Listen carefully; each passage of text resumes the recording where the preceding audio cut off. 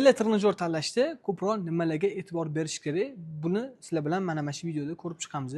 Trenajyor tanlashda agar siz o'zingiz uchun tanlayotgan bo'lsangiz, uyda foydalanishga ishlatmoqchi bo'ladigan bo'lsangiz, nima maqsadda foydalanishga o'zingiz birinchi plan qilib olishingiz kerak bo'ladi. Agar shunchaki harakatni ko'paytirish uchun, qonlanishini yaxshilash uchun, hazm uchun xarid qilayotgan bo'lsangiz, vazningizga to'g'ri keladigan istalgan turdagi veletrenajyor xarid qilsangiz bo'ladi.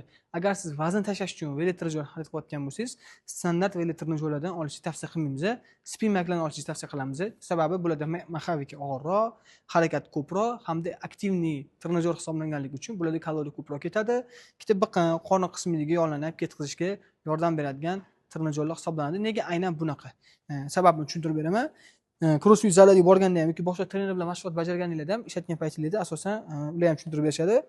Mana aylantirganimizda mexanika og'irroqga qo'yib aylantirgan paytimiz ham ko'proq kaloriya ketadi odam qiynalgan hisobiga. Bundan tashqari qorin hamda oyoq muskullari bir-biriga proporsional, ya'ni baravar ishlashning hisobiga aynan shu qismdagi harakat ko'p bo'lganligi uchun glyukoddan emas, agar harakat tez emas, misol uchun charchatib, og'ir kardio shart emas.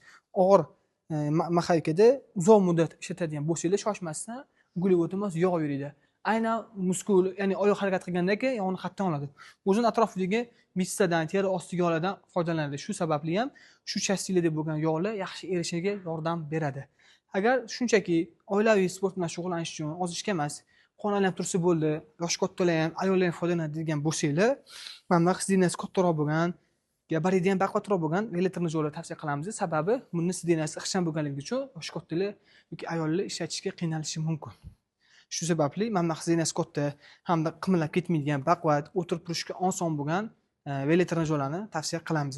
Agar sizlarning uylarda keksalar bo'ladigan bo'lsa, yoshi katta insonlar bo'ladigan bo'lsa yoki vazni og'irlar, bemalol bunaqa trenajyor foydalanishga qiynalishadigan bo'lsa, bizda mana bunaqa spinkali ko'rinishda bo'lgan ham veletrenajyorlardan olib kelib qo'yganmiz. Bunda bemalol yoshi katta odam o'tirib, suyam olib, ushlab olib bemalol ruchkada sport bilan shug'ullanishligi mumkin. Bundan tashqari o'zi maxsus rejimlari bor, yumshoq qabul qilib, yoshga moslab, NLPlarni to'g'irlab foydalanishsa bo'ladi.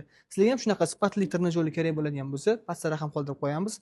Bemalol aloqaga chiqib olasizlar.